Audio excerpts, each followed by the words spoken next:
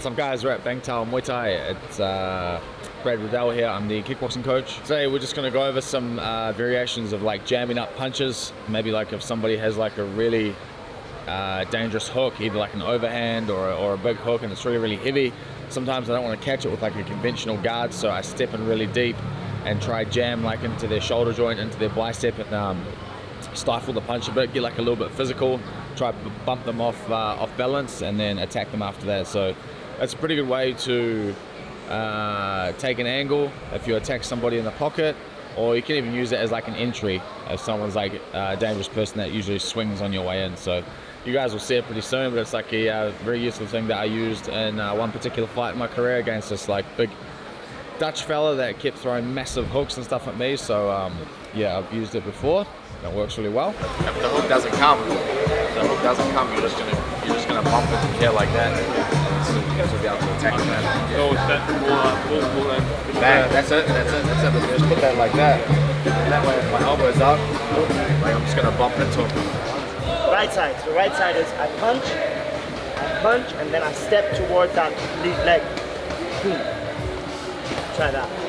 Riddell is like, he's fought everywhere, done nearly everything in like combat sports that a fighter would dream of doing. So like working alongside him is like just a blessing, and learning every day from him. So I'm just grateful to be here and just learning up leveling my skills too. So it's good. My background's like purely Muay Thai, so like this is also like new stuff for me. So it's like I think all this is beneficial and like adding to my game too. So I can like mix up what I already know with all this stuff and like kind of combine them, like create something new out of it. So it's like interesting, yeah. When you guys do this, everyone's doing it really well, I think. Just when you're doing this, just imagine that you're in like the MMA glove. Even if you don't do MMA and you do kickboxing, just imagine that you're in that MMA glove, so that you need to have your hand there, right? To cover the crown of your head. The reason why I need to be in this position is because I'm turning my body, right? If I wasn't turning my body, Michael throws the overhand right, boom. My shoulder and my glove are going to take care of it. He throws like a right elbow, bonnet. My glove, my arm will take care of it. He throws the straight right, boom.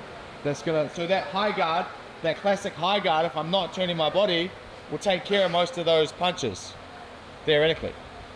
But now, because I'm jumping to that position, I'm trying to get jammed up close to him, and my body's turning. If I stay in a classic high guard, right, Michael throws the overhand right, oh, it's gonna come around the back of my head. He throws like the right elbow, oh, it's gonna come around the back of my ear. And if he throws the straight right, same thing, because I'm turning my body. So the reason I got to do this is because I'm turning my body. Right. Now we're just gonna drill it like this. I'm gonna do exactly the same entry, but Michael's just going to have a couple of different reactions, right? One of the reactions is going to be the punch, so I'm going to do exactly what we just did. I jab. Remember, on my jab, I'm moving in. I'm jabbing, and it's like I'm bringing myself to my hand. Boom. Right? I'm not going like jab and then trying to go in. Because if I jab and his overhand right is already coming, boom, I'm going to step into it, right? It's almost like my jab is just smoke for his eyes. And then I step to the edge, right? I jab, boom, whoop, and I bring myself to my hands. Okay, so the first reaction, Michael does the punch like we just did. And then I attack him. The second reaction is Michael does nothing. He just covers up. And I attack him. The third reaction, because I've landed in this nice position, Michael's natural reaction is going to be to what? Probably square himself back up, right? And so that's not, I'm going to attack him when he turns. So that's why it's important to get beside him on either way, because if I get into this nice position, most fighters' natural reaction is going to be to square back up and turn away from me. Maybe some of them will grab me. But that doesn't really matter because my hand's up really high. It's hard to get hold of my neck. You know, when I'm down here, now Michael can really grab hold of my neck well. But when I'm in this position, it's quite difficult for him to grab hold of my neck. And if he did end up like this, I can just pull my left shoulder back, boom, and then carry on with my onslaught. if I take this position and Michael throws a rear elbow, boom, it's gonna be okay. The straight right, boom, it's gonna be okay. The hook, it's gonna be all right. As long as my hand's behind my head.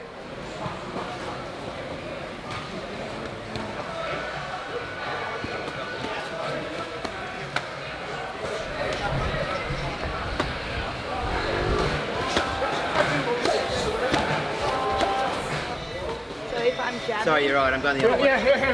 You're going the other way here. same side as the hand. I was a student for like a little while, but now I've been assisting him for about 4 months.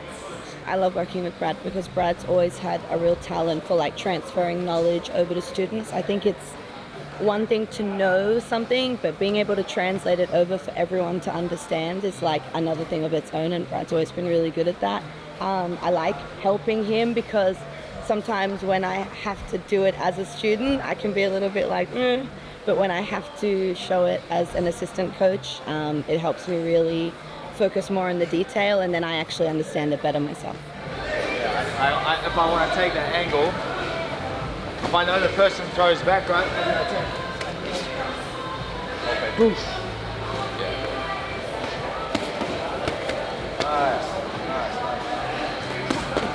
Nice, man. Yeah, thanks. Didn't really intend on coaching. I just got my mate sort of pushed me into it a long time ago when an opening came up at another gym here in Phuket, and I wasn't very good back then. I just sort of taught like combinations and things that I was good at. I didn't really understand like the full capacity of being a coach. And then when I went back to New Zealand, I was getting coached by Eugene, and I watched him coach, and just then I started to get like a proper understanding of how to do it and the commitment it takes to do it, to be a coach versus being like an instructor.